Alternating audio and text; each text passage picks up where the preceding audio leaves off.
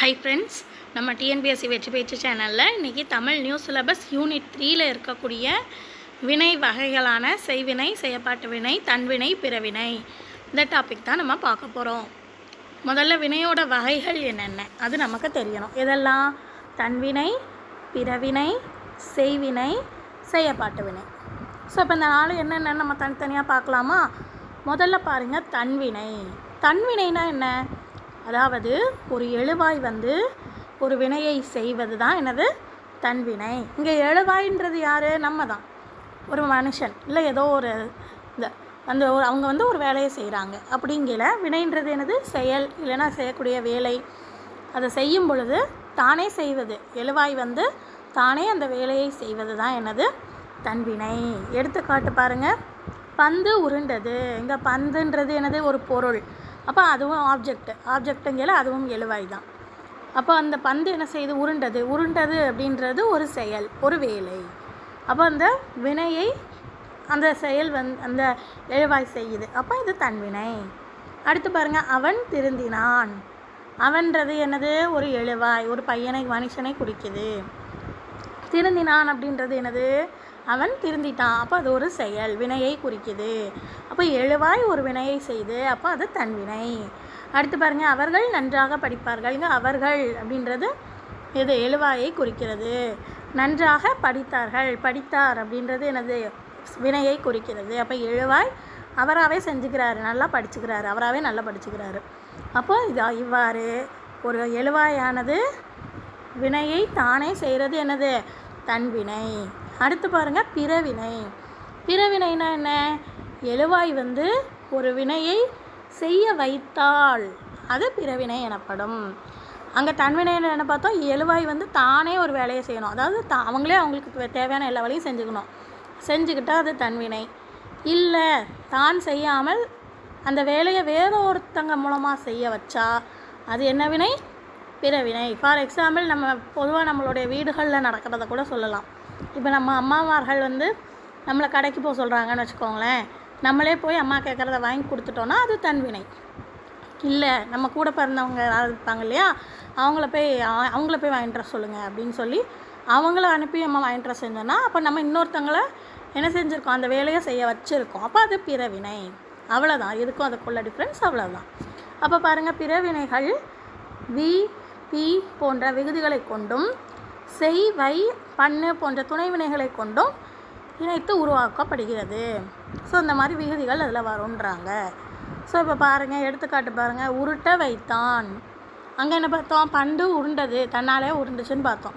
இங்கே அவன் என்ன செஞ்சுருக்கான்? உருட்ட வச்சுருக்கான். அப்போ அவன் வேறொரு நாள் செய்யப்பட்டு இருக்கிறது இந்த இடத்துல. அதே மாதிரி பாருங்கள், அவனை திருந்த செய்தான். அவனை என்ன செஞ்சுருக்கான்? எவனோ ஒருத்தன் திருந்த வச்சுருக்கான். அப்போ இது வேற ஒருத்தரால் செய்யப்பட்டிருக்கு. அப்போ இது பிறவினை. தந்தை மகனை நன்றாக படிக்க வைத்தார். இந்த இடத்துல மகன் படிச்சிருக்கான், அது ஓகே தான். மகன் நன்றாக படித்தான் அப்படின்னு கொடுத்தா ஓகே. ஆனால் தந்தையால் என்ன செய்யப்பட்டிருக்கா? மகன் நன்றாக படிக்க வைக்கப்பட்டிருக்கான். அதான் இதுக்கான மீனிங்.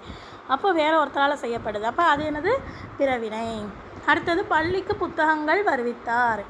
பள்ளிக்கு புத்தகங்களை வருவிச்சிருக்காங்க. அப்போ வருவித்தது வேற ஒருத்தங்க. அப்போ இந்த வேலை நடந்தது வேற ஒரு வேலை செய்யப்பட்டுள்ளது. அப்போ இது பிறவினை. ஸோ இதுதான் தன்வினைக்கும் பிறவினைக்கும் உள்ள டிஃப்ரென்ஸ். அடுத்தது பாருங்கள், செய்வினை, செய்யப்பாட்டு வினை. அப்படின்னா என்ன? முதல்ல ஒரு எக்ஸாம்பிள் பார்க்கலாம். அப்பா சொன்னார், குமுதா இலையில் உள்ள இட்லியை விரைந்து சாப்பிடு. அதாவது அப்பா குமுதா அப்படின்னா அவருடைய பொண்ணு, அவங்கக்கிட்ட என்ன சொல்கிறாங்களாம்? இலையில இட்லியை சீக்கிரம் சாப்பிடு, அடுத்து தோசை வரப்போகுது அப்படின்றாங்க. அவள் சாப்பிட்டு முடிப்பதற்குள் தோசை வைக்கப்பட்டுள்ளது. அவள் அந்த இட்லியை சாப்பிட்டு முடிக்கிறதுக்குள்ளேயே அவளுக்கு இலையில என்ன செஞ்சுட்டாங்க? தோசையும் வைக்கப்பட்டுட்டு அப்படின்றாங்க. ஸோ இதில் எது செய்வினை, செய்யப்பாட்டு வினை பாருங்கள். அப்பா குமுதா கிட்ட சொல்கிறாங்க, அப்போ அவங்களா செய்கிறாங்க. அப்போ அது என்னது? செய்வினை. இதே செய்யப்பாட்டு வினைனா தோசை வைக்கப்பட்டது, அது யாரால நமக்கு தெரியுமா? தெரியாது. அப்போது தோசை வைக்கப்பட்டது அப்படின்றது இந்த இடத்துல என்னது? செயற்பாட்டு வினை. ஸோ அதுக்கான டெஃபினிஷன் பார்க்கலாமா? செய்வினைனா என்ன? செய்பவரை முதன்மைப்படுத்தக்கூடிய வினை. ஒரு செயலை இங்கே யார்? அப்பா சொன்னார், தந்தையால் சொல்லப்பட்டிருக்கு. அப்போ செய்பவர் யார் இந்த இடத்துல? தந்தை, அப்பா. அவரால் அதை செய்யப்படும் பொழுது அவரை முதன்மைப்படுத்தி இந்த இடத்துல சொல்கிறாங்க இல்லையா, அப்பா சொன்னார்னு. அப்போ அவரை முதன்மைப்படுத்தக்கூடிய அந்த வினை தான் என்னது, செய்வினை. எடுத்துக்காட்டு பாருங்கள், பாட்டு பாடினாள். பாடினாள் அப்படின்னு சொன்னாலே பொருள் வந்துடுது.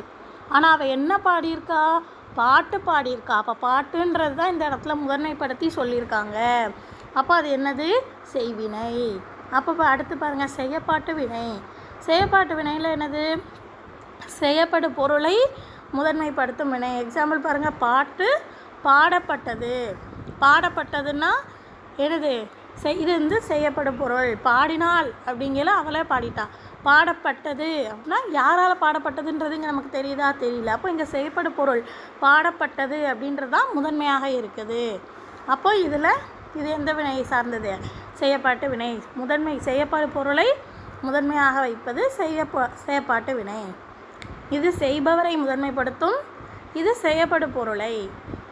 ரெண்டுக்கும் உள்ள டிஃப்ரென்ஸை நல்லா பார்த்துக்கோங்க.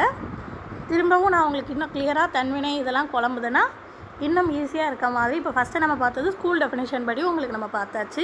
ஸ்கூல் புக் டெஃபினேஷன் படி புரிகிற மாதிரி நான் திரும்பவும் இன்னொரு தான் சொல்லிடுறேன். அதாவது தன்வினை பிறவினைனா என்னது, செய்யப்பட பொருள், அதாவது எதை செய்தோம் அப்படின்ற தகவல் வந்து வெளிப்படாது. இப்போ பாருங்கள், எக்ஸாம்பிள் பாருங்கள், இதை உங்களுக்கு இப்படி தான் கொஷின் கொடுப்பாங்க. ஏதாவது சென்டென்ஸ் கொடுத்துட்டு இது எந்த வினையை சார்ந்ததுன்னு கேட்பாங்க. அப்போது இல்லைன்னா இந்த தன்வினையாக கொடுத்துட்டு பிறவினையாக மாற்றுக, இல்லை செய்யப்படு வினையாக மாற்றுக, அந்த மாதிரிலாம் கொடுப்பாங்க. அப்போ பாருங்கள், இங்கே நான் தன்வினையில் நம்ம இப்போ எக்ஸாம்பிள் என்ன கொடுத்துருக்கேன், நான் எழுதினேன் இருக்கு இல்லையா, இந்த இதில் பாருங்கள், நான் எழுதினேன். அப்போ அவரால் நான் எழுதினேன். நம்ம டெஃபினிஷனில் என்ன பார்த்தோம், இந்த எழுவாயால் செய்யப்படக்கூடியது. அப்போ நான் எழுதினேன், இது எழுவாய் அவங்க ஒரு வேலையை செஞ்சுருக்காங்க. அப்போ அது தன்வினை. அப்போது இந்த ரெண்டுலேயும் தன்வினையிலையும் பிறவினையிலையும் என்ன சொல்கிறாங்க, நம்ம எதை செய்தோம் அப்படின்ற தகவல் எழுதணுன்றது தெரியுது. ஆனால் எதை எழுதுனாங்கன்னு கொடுத்துருக்காங்களா, பாட்டு எழுதினாலா, இல்லைன்னா பாடம் ஏதாவது அவள் ஸ்கூல் புக்கில் இருக்கிற பாடம் எழுதினாலா, இல்லை கடிதம் எதுவும் எழுதினாலா, அந்த மாதிரி என்ன எழுதுனா அப்படின்றது இந்த இடத்துல மென்ஷன் ஆகுதா, இல்லை. அதான் இங்கே சொல்கிறாங்க, எதை செய்தோம் அப்படின்ற தகவல் வந்து தெளிவாக வெளிப்பட்டு இருக்காது. அப்படி இருக்கிறது தான் எனது தன்வினை பிறவினை. அப்போ தன்வினையில் இந்த சென்டென்ஸ் எது நம்ம பார்த்தாலே கண்டுபிடிச்சிடலாம். நான் எழுதினேன் அப்படின்றது என்னது, தன்வினை. நான் எழுத வைத்தேன் அப்படின்னா என்னது, வேற ஒருத்தங்களை நான் எழுத வச்சுருக்கேன், அப்போது அது பிறவினை. அடுத்து பாருங்கள், அதே மாதிரி செய்வினை செயற்பாட்டு வினை பாருங்கள். இங்கே நம்ம எதை செஞ்சுருக்கோம் அப்படின்றது என்னது தெளிவாக தெரியும். எதை செஞ்சுருக்கோம் அப்படின்றது செய்வினை செயற்பாட்டு வினையில் தெளிவாக தெரியும். ஆள் அப்படின்ற விகுதி இடையில் வரும்.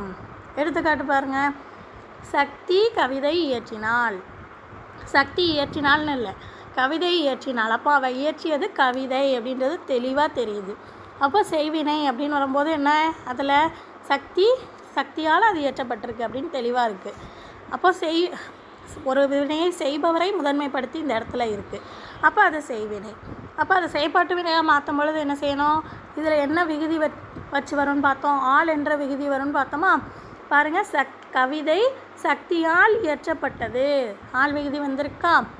ஸோ கவிதை வந்து வேற ஒருத்தவங்களால் இயற்றப்பட்டிருக்கு. இந்த இடத்துல அதே மாதிரி இயற்றப்பட்டது கவிதை அப்படின்ற பொருள் வந்து வெளிப்படையாக தெளிவாக நமக்கு தெரியுது. ஸோ இதுதான் பேசிக்காக இதுக்குள்ளே டிஃப்ரென்ஸு. இந்த மாதிரி கொடுத்துட்டு உங்களுக்கு என்ன சென்டென்ஸும் கேட்பாங்க, அதை மாற்றி எழுத சொல்லியும் கேட்பாங்க. இது போக நமக்கு பயன்பாட்டு தொடர்கள் சில இது இருக்குது, அதுவும் பார்த்துக்கலாம். இங்கே பாருங்கள், அப்துல் நேற்று வந்தான். இது நம்ம பார்த்தது அது என்னது, தன்வினை தொடர். அப்துல் நேற்று வருவித்தான், வருவிச்சிருக்கான். அப்போ அது என்னது, பிறவினை. அப்போ பிறவினை தொடர். கவிதா உரை படித்தாள். அப்போ செய்வினை, உரையை படிச்சிருக்கா, அது தெளிவாக தெரியுது. அப்போ அது செய்வினை தொடர்.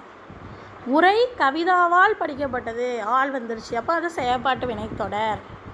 குமரன் மலையில் நனைந்தான். அப்போ அது எனது உடன்பாட்டு வினைத்தொடர். குமரன் மலையில் நனையவில்லை. அப்போ அது எதிர்மறை சென்டென்ஸாக வருது, நனையவில்லை. அப்போ எதிர்மறை வினைத்தொடர்.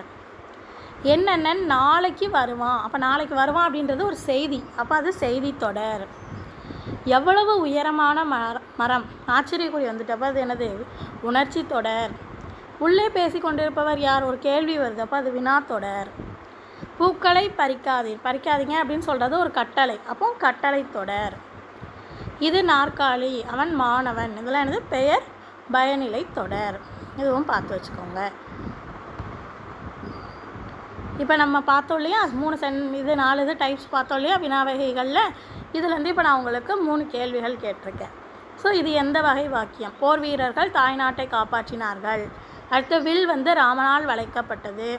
இளங்கோவடிகள் சிலப்பதிகாரத்தை ஏற்றினார். ஸோ இந்த 3ம் எந்த வினை? தன்வினை வாக்கியமா இல்லைனா பிறவினையா, செய்வினையா, செயற்பாட்டு வினையா? ஸோ எதுன்னு சொல்லிவிட்டு ஆன்சர் கண்டுபிடிச்சிட்டு கமெண்டில் சொல்லுங்கள். எத்தனை பேர் கரெக்டாக சொல்கிறீங்கன்னு பார்ப்போம்.